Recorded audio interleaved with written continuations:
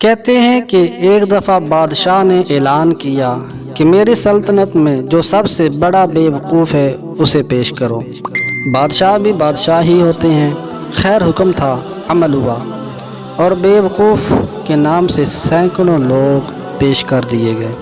بادشاہ نے سب کا امتحان لیا اور فائنل راؤنڈ میں ایک شخص کامیاب بے وقوف قرار پایا۔ بادشاہ نے اپنے گلے سے ایک قیمتی ہار اتار کر اس بے وقوف کے گلے میں ڈال دیا۔ وہ بے وقوف اعزاز پا کر اپنے گھر لوٹ گیا۔ ایک عرصے بعد وہ بے وقوف بادشاہ سے ملنے کے خیال سے آیا۔ بادشاہ مرض الموت میں آخری وقت گزار رہا تھا۔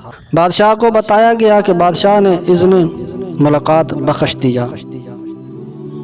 بے وقوف حاضر ہوا۔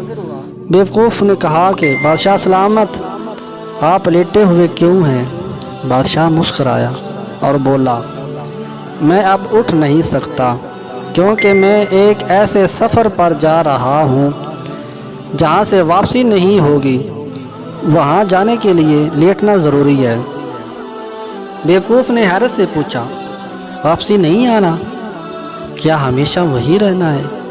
بادشاہ بے بسی سے بولا، ہاں، ہمیشہ وہی رہنا ہے۔ بے وقوف بولا، تو آپ نے تو وہاں یقیناً بہت بڑا محل، بہت بڑے باغیچے، بہت سے غلام اور بہت سامان عیش روانہ کر دیا ہوگا۔ بادشاہ چیخ مار کر رو پڑا۔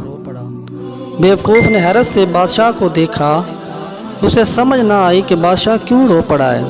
میرے اس چینل کو آپ نے سبسکرائب کر دینا ہے اور لائک بھی کر دینا ہے، شکریہ۔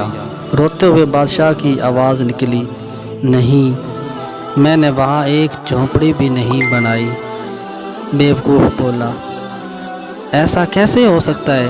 آپ سب سے زیادہ سمجھدار ہیں۔ جب آپ کو پتہ ہے کہ ہمیشہ وہاں رہنا ہے، ضرور انتظام کیا ہوگا۔ بادشاہ بولا، افسوس، صد افسوس کہ میں نے کوئی انتظام نہیں کیا۔ بادشاہ کے لہجے میں بلا کا درد تھا۔ بے وقوف بولا، آپ نے آخرت کے لیے کوئی تیاری نہیں کی؟ پھر بے وقوف اٹھا، اپنے گلے سے وہ ہار اتارا اور بادشاہ کے گلے میں ڈال کر بولا، تو پھر حضور، اس ہار کے حقدار آپ مجھ سے زیادہ ہیں۔